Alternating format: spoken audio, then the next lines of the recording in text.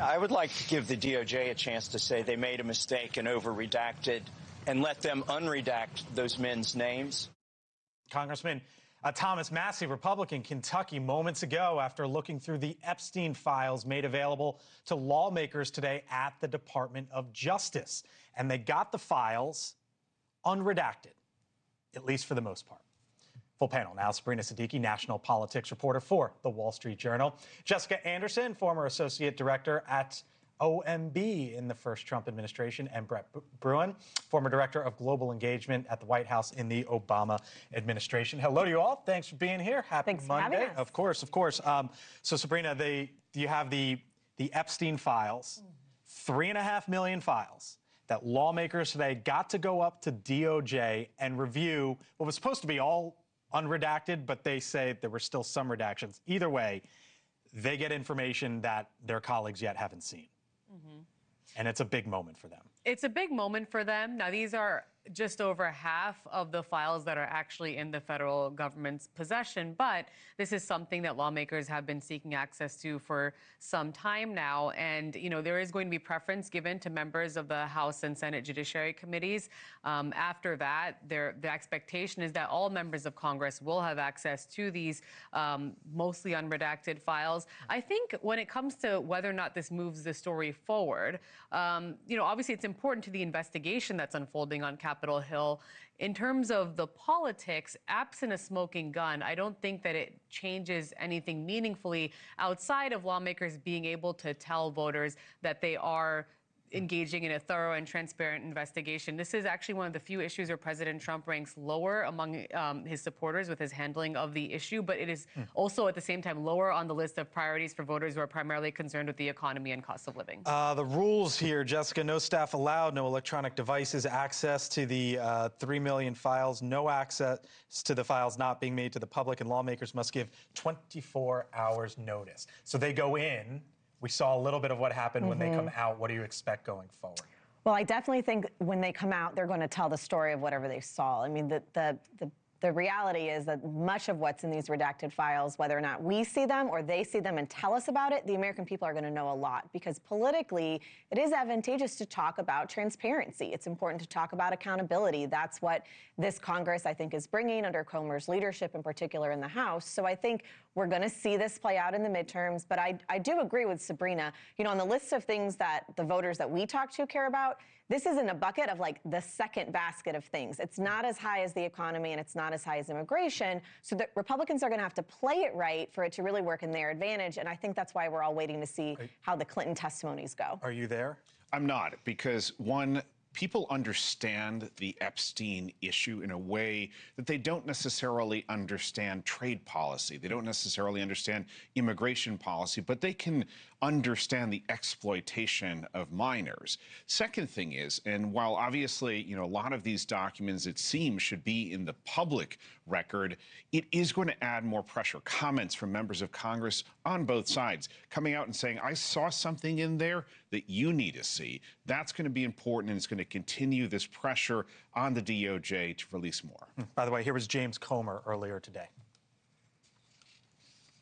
Clear, according to the survivors, and you know, we had 20-some members in that meeting, that Maxwell was a very bad person, and she committed a lot of crimes. And it was the intent, in my opinion, when we left that meeting in a bipartisan manner, that we would not grant immunity. He was referring there to Ghislaine Maxwell, who was called to testify before the House Oversight Committee today, and she pled the fifth. And, you know, it was quite clear that there was a message here to President Trump, because as her attorney said, she's willing to answer questions in exchange for clemency. And the statement from the attorney was very telling, because it said that only Ghislaine Maxwell really can tell the truth about what happened and clear President Trump's name. Now, you know, they also made a point to say that both President Trump and former President Bill Clinton are innocent of any wrongdoing, right? So to also make it seem like this is not actually partisan, right? It's an effort to clear the names of, both a current and former president from two different political parties. But I think it was very clearly a message to the White House more than anything else. All right, you watched the big game last night? You watched it. I'm turning the topic here because you couldn't watch the Super Bowl last night without seeing some of this in the commercials. Watch.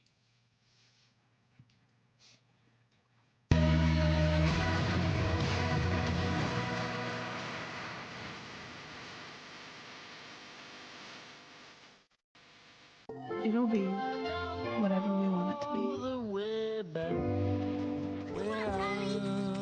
You seem tense. Can I book you a massage? And a cinnamon scrub? Oh, you can do that? I do love a cinnamon scrub. What?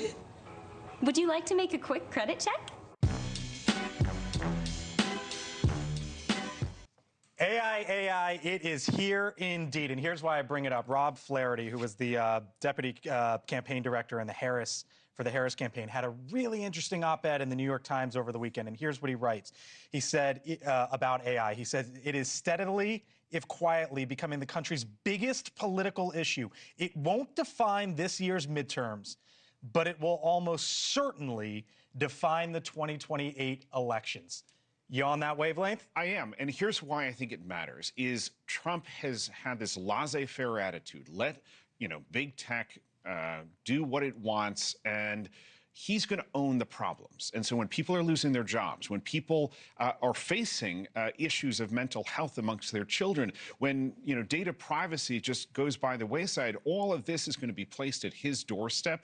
I think it is a big problem, and Republicans are going to have. You don't see any upside to it? Look, you're going to be able to get the answer to that problem that's stumping you in the restaurant when you're out for dinner with your friends. But on the other side, and obviously there'll be efficiencies, but people don't vote on efficiencies. They vote on their job. They vote on, their opinion of how cozy politicians are. Defining issue of 28? Maybe.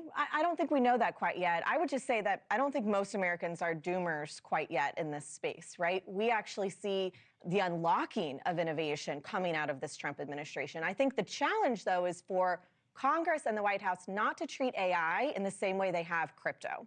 And what's happening is a lot of people are conflating the two. Crypto needed a whole new set of regulations because it was a new asset into financial services. That's not the case with AI. Actually, AI-type policy covers so much policy that Congress already regulates between energy and land and the data centers. So I think less of a framework, like the article is suggesting, and more of understanding, why does this matter? Well, it matters because the fight against China, and that's what voters care about. So this is some of the argument that no one's covered the whole data center story more than us, because we're starting to see this play out in communities all across the country.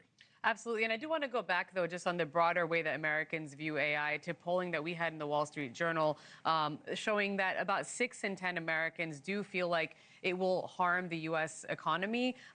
Pew also had some research showing that Americans are much more concerned than excited about the use of AI in daily life. Now, people do believe it can bring about more efficiency, but I think this speaks to the challenge here in Washington when lawmakers think about how to shape the technology and to use it responsibly. A lot of people feel like, and I covered these debates, that Washington really missed a chance when regulating social media companies. I was going to say how they do with social media and the internet. It brought about strange bedfellows where Steve Bannon was on the same page as Elizabeth Warren. Right. Will anything change with AI? That's what the debate is really about. By the way, consider this. Gartner, which is a firm that looks into research on this type of stuff, predicts that 75% of hiring processes will include certification or testing for AI proficiency by 2027, when we're thinking about the 2028 election. Thank you all. Appreciate it.